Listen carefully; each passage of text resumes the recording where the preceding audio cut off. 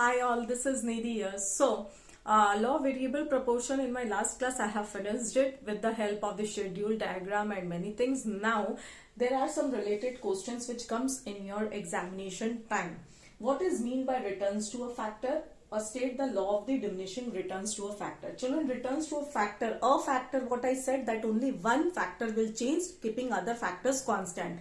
A factor means only one factor will change. That is the variable factor that can be changed, and fixed factors will remain constant. So let us see the definition. Returns to a factor means increase in the output when only variable factor, that is the labor, is increased in the short run and fixed factors remain unchanged. I hope this is clear to you because it is very easy language which I have written, and also you note it down side by side so that you can write it in your examination board. Now see this, state the law of diminishing returns to a factor. Diminishing returns, children, what? The law of diminishing return is the extension of the law of variable proportion. Here only the diminishing return part will come.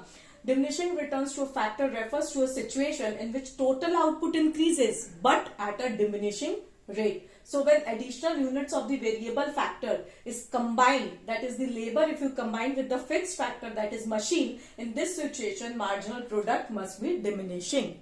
Clear, children? In the diminishing stage, marginal product will diminish. Law of diminishing marginal returns is the ultimate stage of production function. It applies in the short run. That means it is a short run concept. As the employment of variable input, that is labor, gradually increases, that means gradually means slowly, if you increase your labor while keeping other inputs constant, that is fixed factor, if you keep constant, the factor proportions, that means the variable factor and the fixed factor, what happens if you combine them, become initially more suitable, that is okay, suitable for production, but after a certain level, what happens? The production starts falling down. Variable input, that is labor, cannot work efficiently with the given inputs. Factor proportions become unsuitable for production. So this is the law of diminishing returns to a factor. If it comes in the board, you have to write this definition. I hope it is clear to you. Please note it down so that I can move to the other one.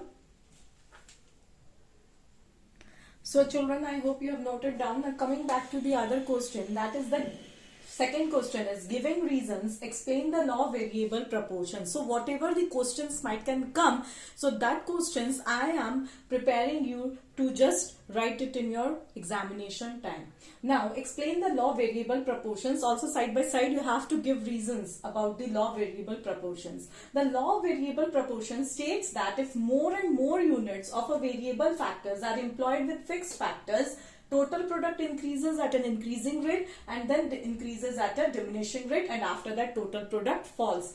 Now what is the reason behind it? The reason behind the operation of this law is that when we initially increase the variable factor, that is the labor, it helps in fuller utilization of the fixed factor. If you remember, I told why the causes of the increasing return, that for the fuller utilization of the fixed factor, if we increase the number of variable factor, so what happens? It leads to increase in the efficiency of the variable factor also, and total product also increases. So what happens? When we increase the variable factor, that is labor, with the fixed factor, it helps in fuller utilization of the fixed factor. Means in the initial stage, my fixed factor remains underutilized. So what happens?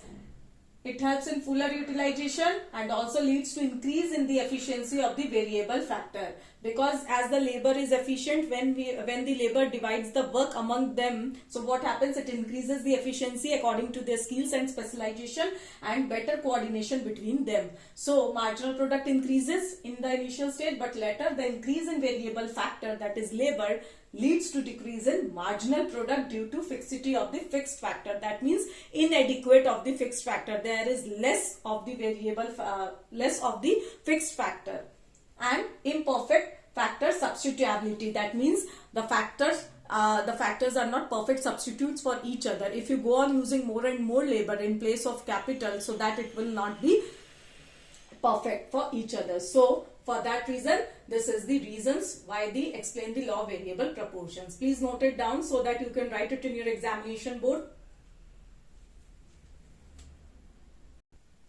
So children, I hope you have just noted down. Now there are other questions also. See, first question is state giving reasons whether the following statements are true or false. You have to give the reason side by side also. Average product falls only when marginal product is less than AP. That means marginal product is less than AP. If you remember what happens, so average product will fall. True, because average product is a per unit of total product. That means per unit we are calculating, and marginal product is the change in total product. So what this is the answer, that because AP is per unit of total product and MP is the change in TP. Now second is the when TP is constant, that means when total product is constant, average product will fall.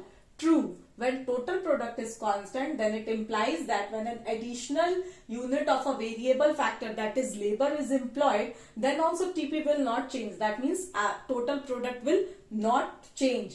See how, for example, total product at 5 unit of labor is 18. So this gives an average product of 3.6, that is 18 divided by 5.